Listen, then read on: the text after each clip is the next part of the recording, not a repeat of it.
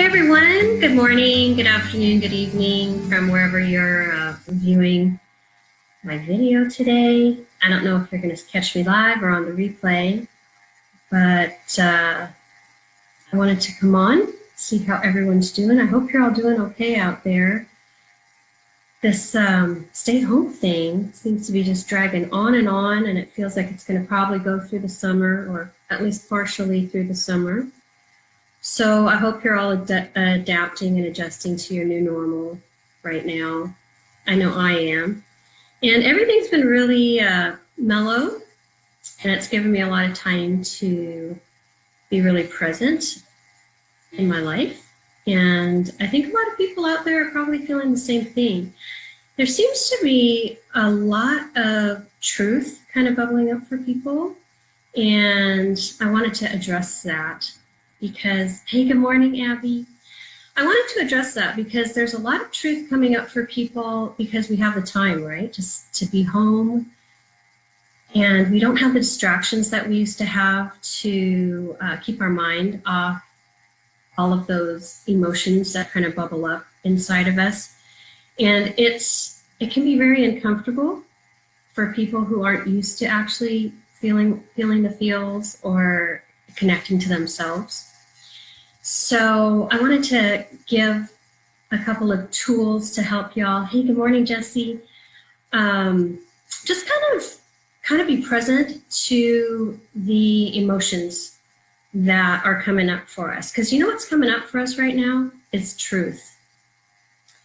Truth has a way of bubbling to the surface when we're given time and space. And truth can be, good morning, and truth can be really uncomfortable sometimes because looking at ourselves is never easy. I mean, yeah, it's easy when we're all glossy and beautiful and feeling amazing, but when we're maybe sometimes in a dark place or we're struggling with something, it can be really challenging for us to dig deep and really kind of be there and sit there. And I call that just sitting in the fire. So when we're sitting in the fire, what we're doing is we're actually allowing ourselves to feel all those things that we've kind of been suppressing and denying and ignoring. So hey, good morning, Kim. Thanks for joining me. So sitting in the fire is, it's a really integral process and important process for ascension, for personal growth. And I want to clarify something because I think people think ascension is this kind of out there concept. It's like a religious concept or it's a spiritual concept. It's really not. Those are just human labels we put on it. It's a process of self-awareness, self-growth, reconnecting to our soul, and figuring out really how to live our highest and best life. That's what ascension is. It's nothing more than that. I mean, it's so much more than that, but I just wanted to clear that up because a lot of people think ascension is this kind of out there woo-woo or religious experience. It's really not. It's really us connecting to ourselves, living our best lives, and figuring out who we are, why we're here, how to align with our truth. And so much of that has to do with our willingness to go there and sit in the fire of those uncomfortable feelings. Those uncomfortable feelings that we feel, or those judgments of ourselves, those are really like guideposts and markers, right? They're kind of forcing us to take a look at aspects of ourselves that we've been maybe avoiding or numbing or burying. And the thing is, guys, we always know the truth deep down. We always know the truth about ourselves. We always know the truth about who we are. And a lot of times what happens is when we're in that space, instead of just allowing ourselves to feel our feelings and feel our truth and kind of look at it as an observer, instead of being enmeshed in the emotion of it, we judge it. So we start to judge ourselves like, oh my God, you know, I'm really struggling through this COVID-19 situation, and my friend over here, everything's just going beautifully in their life, and I don't want to ask for help or support, or I don't know about you, but I have a really hard time being vulnerable and asking for help and support. So we tend to suffer alone a lot of times, or just medicate ourselves so we don't have to feel anymore. But unfortunately, when we do those numbing things, they not only numb the pain, but they also numb the joy. They numb the joy. So if you are practicing numbing techniques, a lot of it is because you just have not been given the tools to deal with the emotional stuff that comes up. Because how we show up in the world is how we've been programmed. It's learned behavior and coping skills or lack of coping skills that we've learned from our parents and our nuclear family, who learned or didn't learn coping skills from their parents. So that's why we see a lot of these generational patterns kind of weaving through our families and our histories. You know, it's because so much of our behavior and how we relate to the world and how we process things that are happening for us in our lives is a product of what we've learned. And regardless of our circumstance or background, it's not because that person was an awful person and didn't do their job raising us well, okay? I mean, yes, their behaviors might be terrible. I don't know what people's circumstances are, and some are really difficult and awful, and some are really great. But our response to the world is a combination of genetics, it's programming, it's what we've been taught, and a lot of us just have not been taught. Yeah, that's right, Dagmar, it's really learned behavior. So what happens is we just, as kids, start to develop our own coping tools. Like, how are we going to deal with being bullied?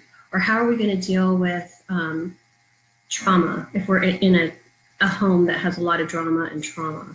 How are we going to cope with insecurity or feeling less than? And what happens is we go through life and we create our toolbox, right? So we create a survival toolbox for life. And we start doing this at a very early age because we have to survive in this world, right? So what happens is we start to have experiences, and they start to, depending on our lens and perspective, they start to create our reality. And we start to build a story about who we are and why we're here and how people relate to us. And we all have a story. And what happens, unfortunately, is that story isn't always accurate, right? Like, I'm unloved, or I'm unworthy, or I'm invisible, or I'm, whatever your story is. And then we create that story to kind of help us deal with the pain of whatever we're going through as we grow up. And we all have wounds and traumas as we grow up to varying degrees, right? So we create this story, and then we attach a lot of emotion to it. We start to invest in the story. So when we first start feeling discomfort, we create a story to make that discomfort okay, right? We justify whatever it is we're feeling, or however people are treating us, because that story validates what we're experiencing. And it somehow makes things a little bit better emotionally for us to swallow. And what's happening right now is a lot of truth is coming up. Truth about who we are, truth about our relationships, truth about our work environment, truth about ourselves on a deeper level, around why we're doing what we're doing, why we're possibly settling for less than we deserve, why we have these patterns that are unhealthy. And the patterns are really starting to come up fast and furious for us to take a look at. What do these patterns look like? Maybe it's a pattern of never speaking your truth. Maybe it's a pattern of not loving yourself. Maybe it's a pattern of numbing behaviors that are unhealthy, and you're unhappy with yourself because of the behaviors that you're choosing to participate in.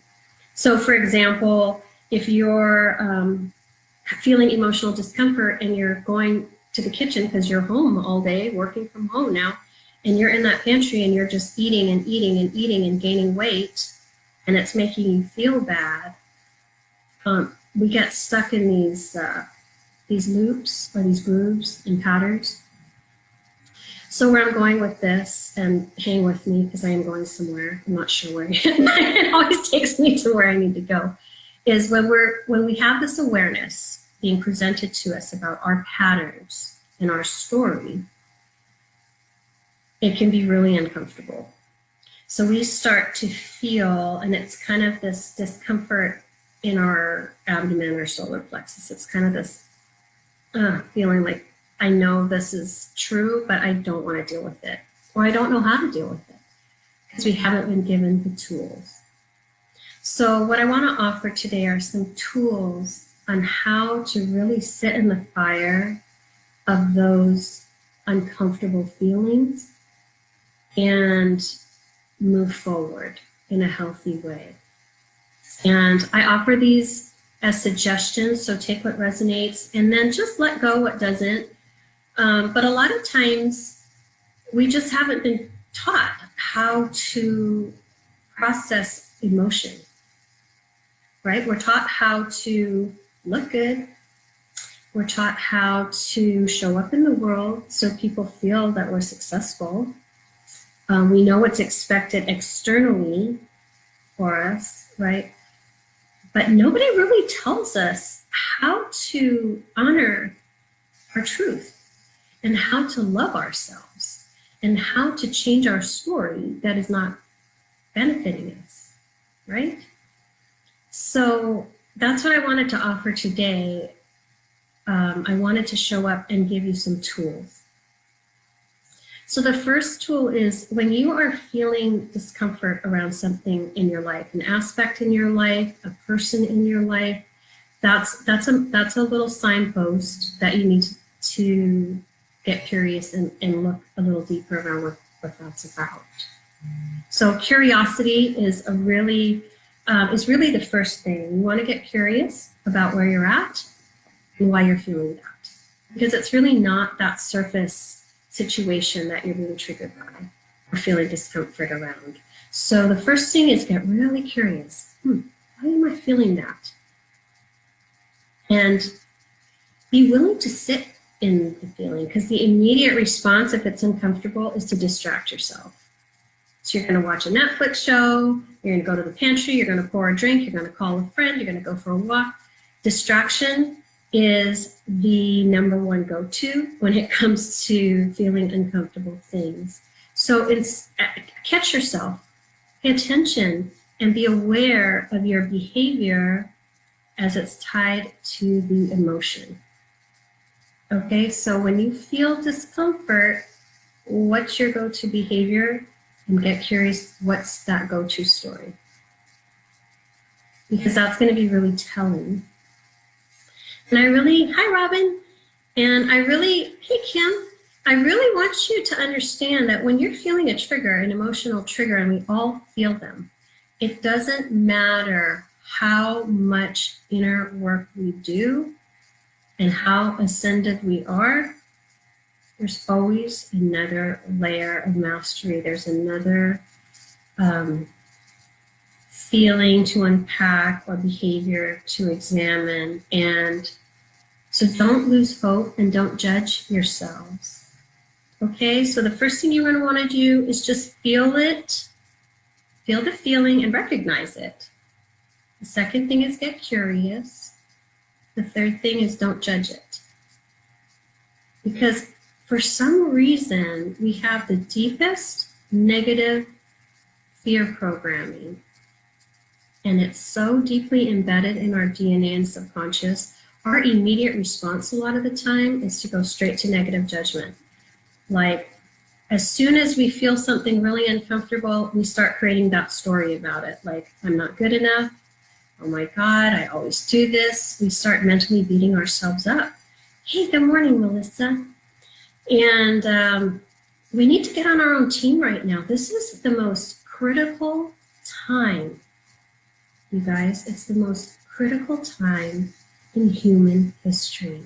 It is the now moment for you to get on your own team and start changing your story, learning to shift your paradigm, shift your mindset, and start to embrace who you are. Because you're all here to create impact. You're all here for a reason. You all matter. And that's a truth. Your worth is inherent. You're born with that divine light, that spark of divinity within you. I keep saying this, and I will continue to say it until people embrace and hear my message, because we've allowed our wounds to define us instead of our light. And so by sitting in the fire and being able to process those wounds and feelings and allow them to work their way out organically, then only then can we connect to the divinity within us and that God spark that really is the source of all that you are. And everyone who is watching today, either live or on the replay, has that divine God spark within them. And it's so pure and it's so beautiful. And I can't stress enough how you come into this life just perfect. You come in just beautifully you. And if you kind of think back to like a toddler, or when you're 2 or 3 and you are just playing and eating and crying and laughing and just being the fullest expression of you, that's who you really are. And the goal is really to get back to that connection to source, you know, that connection to our divine being within. Because from that space, from that joy and that love and that inner bliss and that light, we get to create our life. We get to be who we've come here to be. We open ourselves to receiving and connecting to our soul and getting that higher guidance that comes in. Our vibration rises when we're in that space. When we're in a space of unconditional love, when we're in that space of joy, we're in that expansion of consciousness. And we hold more light because we start to raise our vibration. When we're in that beautiful space of creativity, we start to be sparked and dropped in little downloads of things, intuition, that are going to guide us to that next amazing space and that next project and that next whatever it is. But we have to be in that space to receive it. So if we're constantly criticizing ourselves, if we're constantly feeling less than, if we're constantly just taking ourselves down a notch, down a notch, down a notch, and we are not on our own team, you will not ever, what you're doing by keeping that negative story and just taking yourself down and down and down with every thought, you're taking yourself further and further away from your divine connection to source, which is you at your highest expression as your soul. And it's so important, I want to stress how important it is right now to get on your own team, to elevate your thinking, to be consciously aware of how often you are negatively, speaking to yourself and not on your team. So that's a really huge, huge pivot point for you. And it's really important to be aware of when you're sitting in that fire. Because what happens when we're in emotional discomfort and something big is just like rising up and building and building and building for us to look at and deal with and face and confront about ourselves. You guys all know what I'm talking about.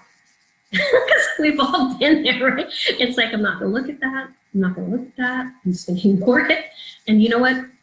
Pretty soon, it's just, you have zero tolerance, and it's just like, it kind of blows up in our face because we have to look at it, right?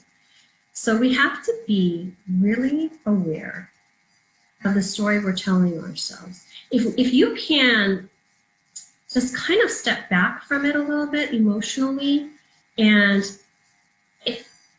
a tool, here's a little tool. Detachment is such a critical part of this process, is if you can just step back from all of that emotion swirling and then that mental story that you're attaching to the emotion. So, oh my God, this is happening again. I got laid off again. I'm never good enough. My company thinks I did a bad job. You know, there's this whole story that we attach to the event. We have to break the connection between the story and the event. Yes, the event happened, but how you're going to respond to it is up to you.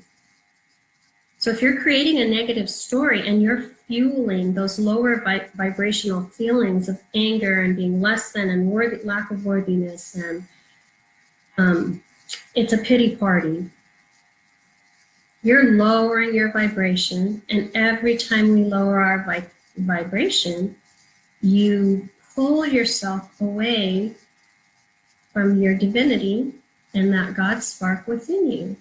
So the further you drift away from that, from your alignment, your truth, your love, your purity, your golden aspect of you, the tougher it's going to be to respond to whatever is coming up emotionally in your life with a positive and elevated mindset, creating a higher and better outcome. So the next thing I want to talk about is our perception. Our perception of what's happening to us is critical in how we deal with and respond to our lives. So let's pay attention to the patterns. There's always a pattern and a common thread that weaves not only through our lives, but if you look back generationally, it weaves through all your generations.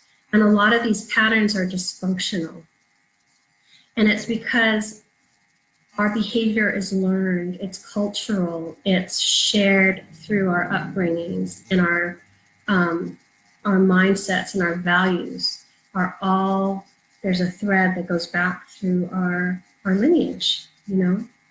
And just because it's there doesn't mean it's healthy, okay? Like there are families, I know we all either were in a family like this or we know of a family like this, where nobody talks about anything uncomfortable. All that shit is just swept neatly under the rug. There's always that elephant in the room about the alcoholic or the drug addict or that, you know, that uncle that like ripped grandma off and took all her money. Nobody talks about that because it's just way too uncomfortable, like it never happened, you know, just sweep it under the rug. Well, those patterns are teaching us how to show up in life, right? And they're not healthy. So not only am I encouraging you to recognize emotional truths that are coming up for you that might be uncomfortable, because they're coming up to be healed, resolved, released, so we can ascend and go a little bit higher vibrationally and have a little bit better, healthier response to our lives and the people in our lives and show up more powerfully, right? As we heal, we're able to show up more powerfully for the people in our lives. Not only for ourselves, but our families, our friends. We have a huge sphere of influence. So the more we can heal ourselves, the more we heal the world, really. It's a ripple effect, right? So be mindful. We're being gifted right now this opportunity to really break a lot of these generational dysfunctional patterns by healing ourselves, by looking inside and going, is this really serving me? Is this mindset serving me? Is this attitude serving me? Is this scorekeeping serving me? Is this drinking serving me? Is this whatever it is that is coming up for us like a mirror for us to look in? Pay attention. Pay attention to it, because the only person who can shift and change it is you. And that requires truth and honesty about what we're doing in all aspects of ourselves. Are we communicating honestly with ourselves? Are we communicating honestly with the people around us? Everything that will take you higher, that will help you ascend and show up and live your highest and best life. And let me tell you, there are so many layers. Like you get through one difficult thing and clear it, there's another. But every time you go a little bit higher, you're gaining a little mastery. Okay? So time is like a spiral, and we keep hitting nexus points on that spiral, and it's going to trigger something from your past.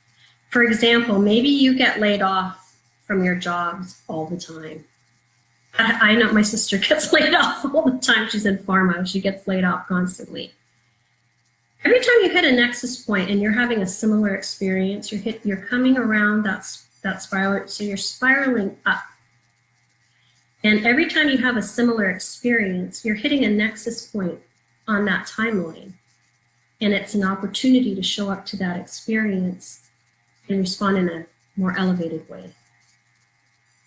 And every time you show up and you respond to that experience in a more elevated way, you've just cleared something. You've just gained a level of mastery over yourself. And you're going to find that when you completely master yourself around that issue, as you spiral up on that timeline, the spiral of time, and you keep hitting that same nexus point. It could be like with relationships, you know, people date the same kind of person, or a behavior pattern, or whatever it is. When you gain mastery over it, all of a sudden, that situation doesn't present in your life anymore. So that's why it's important to gain mastery over ourselves, over our wounds, over our story. And to do that, it does require that we feel the feelings, that we recognize our truth, that we try to elevate our perspective and recognize that it's not because we're bad people that we're in this circumstance. It's not because your parents are bad people, that they didn't give you the tools to deal with it. They only did what they knew and were taught by their parents. So we're being gifted this opportunity to really break generational patterns that don't serve us in how we deal with everything, how we show up in life, how we can create more love in our lives. Love for ourselves is where it starts. So wherever you are on this journey, I encourage you to really pay attention to what's being brought to the surface, because this is your truth, and detach and remove the story attached to that truth. It is what it is. We are who we are. We've experienced what we've experienced, and we're here to clear it.